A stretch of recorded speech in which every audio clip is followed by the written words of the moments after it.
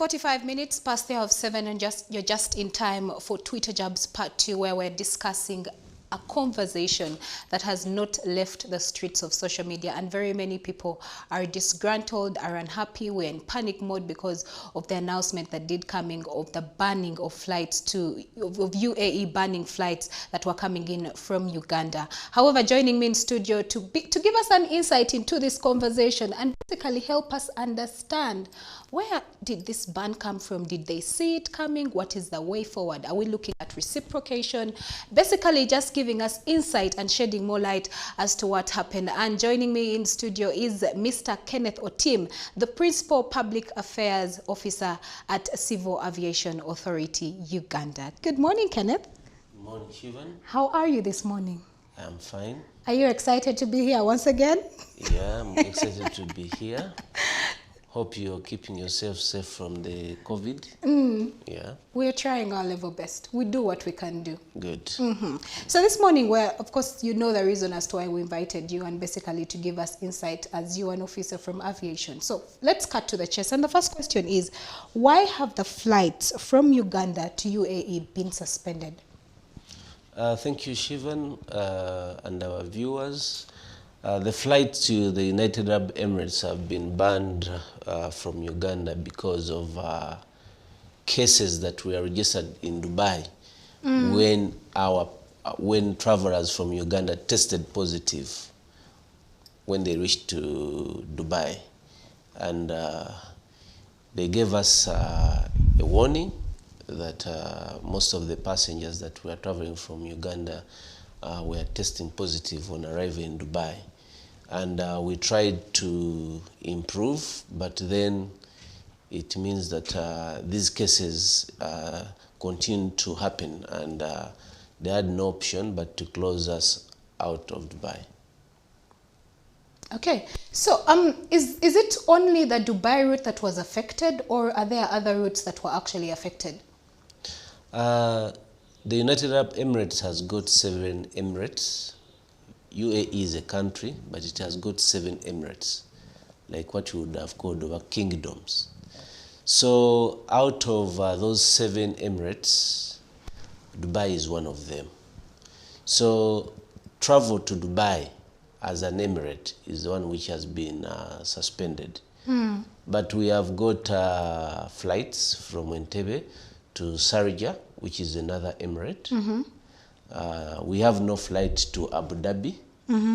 So we are only talking about Dubai. Specifically? Yeah.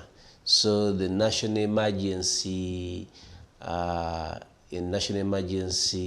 Committee of Dubai, as well as the General Civil Aviation Authority of Dubai, closed us Uganda because of the cases. Around 25th December, they registered around 1,600 cases of new Omicron cases in Dubai from 3,000.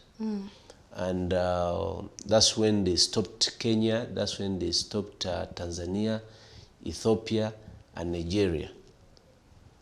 So they sent us a warning as Uganda, because they are also seeing these cases coming from Uganda. And we had a stakeholder meeting at the airport, tried to brief our port health to be more vigilant with screening the PCR certificates that were being presented by travelers. But that was a problem. You find that we are not being done good by some of the laboratories, because people go to these laboratories, and our work at the airport is to check the authenticity of these certificates. We are not in the laboratory. Yeah, so you cannot tell. So we cannot tell. Our work is to tell the authenticity that this certificate is from a laboratory. But were there cases of those Ugandans testing negative in Uganda, and then when they went to Dubai, they tested positive? That now takes us back to the laboratory. Were they giving out these certificates when they knew these people were positive? Because we have intercepted some certificates. Somebody comes to the airport with 2 certificates. One shows is positive, one shows is negative. So such a person will just offload. So the laboratories are not doing us good. They should really act like health professionals. If somebody has tested positive, they should say no, first recover, then you can travel. Okay. Yes. Now, Dubai is the #1 destination for Uganda, of course, followed by Nairobi and China. And looking through the statistics, our returns go up to $1.2 billion when it comes to movement. So what does this mean for the Ugandan economy, or even for travel, for tour and travel? Aviation industry has got a contribution to the gross domestic product of our country because of its linkage with the social and economic sectors. Talk about trade, business, travel, and as you realize, we have got a lot of labor export to the United Arab Emirates, and the country really gets a lot of money from this labor export.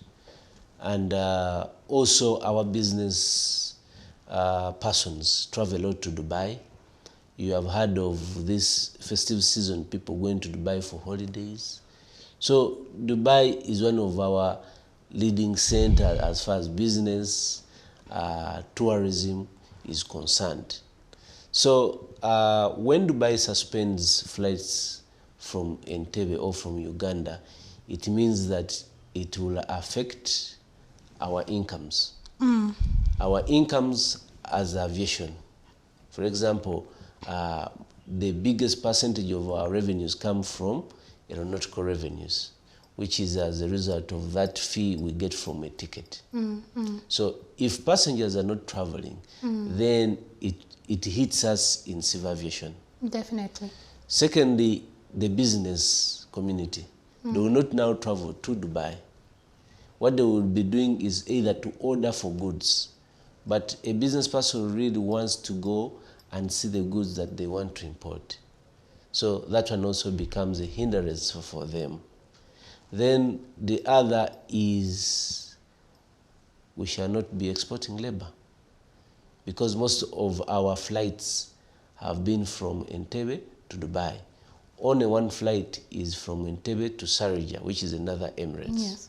So for Dubai, they have closed Uganda Airlines, they have closed Fly Dubai, they have closed KQ, they have closed ET. So we are only left with one airline, which is Air Arabia, that is flying from Entebbe to Sharjah for the meantime.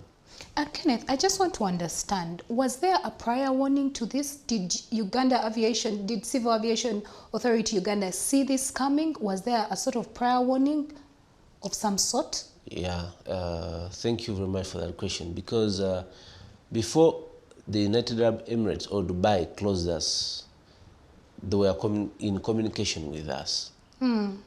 Yes, they would send in warnings.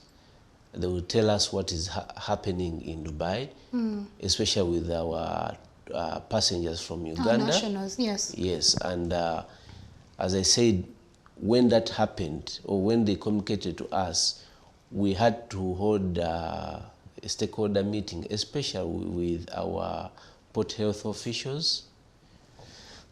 And the port health officials really tightened up to ensure that most of the certificates of these passengers traveling to Dubai were authentic.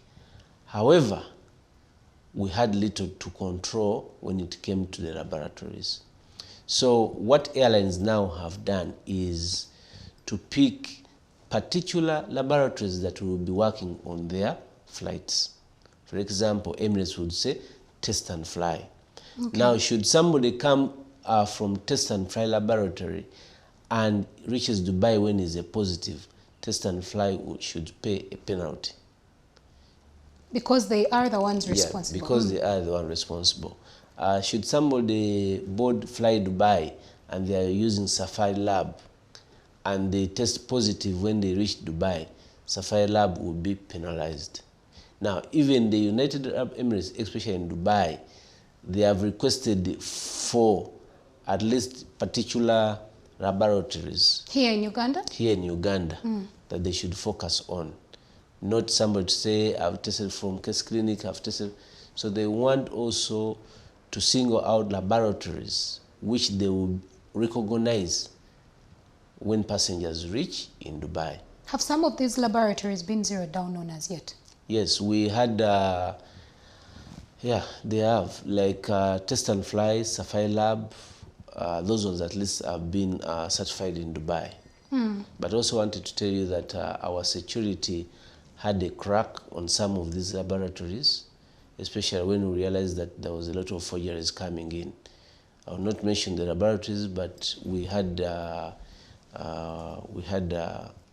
an inspection of some of these laboratories, and some arrests were made in regard to that. Because if we don't do this, then we shall continue losing business, and we shall be suspended as a result of our own mistakes done here in Uganda. Yes. Okay, now let's take a look at the sensitization process. When such a thing happens, or even how information is passed out to the public out there, what kind of procedure do we go through? Because even as of yesterday, we had people that were going to the airport and thinking they would be traveling. So I just want to understand, when such a thing happens at the Entebbe International Airport, when flights are cancelled, what kind of procedures do you go through to let the public get informed, but also who is responsible for that? Okay. When flights are suspended, the United Arab Emirates or the General Civil Aviation Authority of UAE communicates to the Uganda Civil Aviation Authority that they will not be allowing flights from Uganda to Dubai. Now, Uganda Civil Aviation Authority will then communicate to the airlines.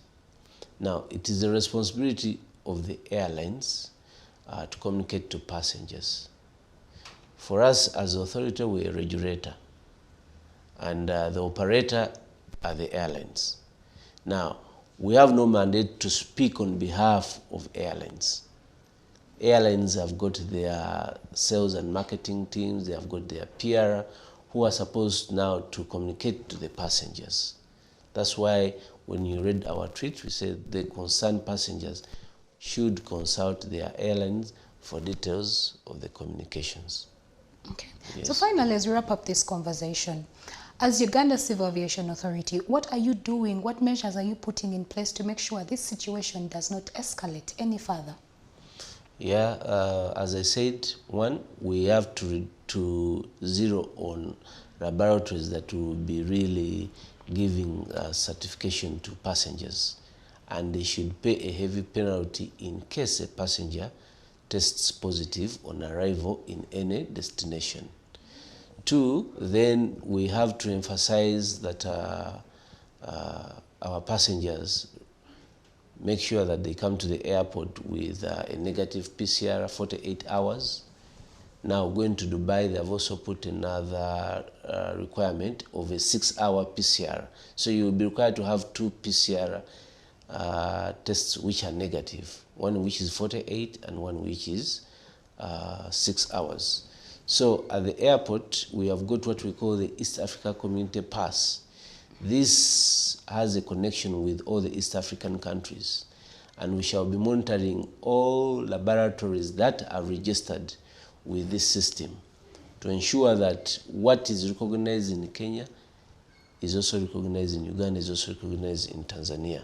So we shall make sure that our port health desks at the airport are more vigilant, and we shall crack down on passengers that present forged certificates. We shall arrest them, and they will lead us to where they got this negative PCR, so that we find out who are these culprits.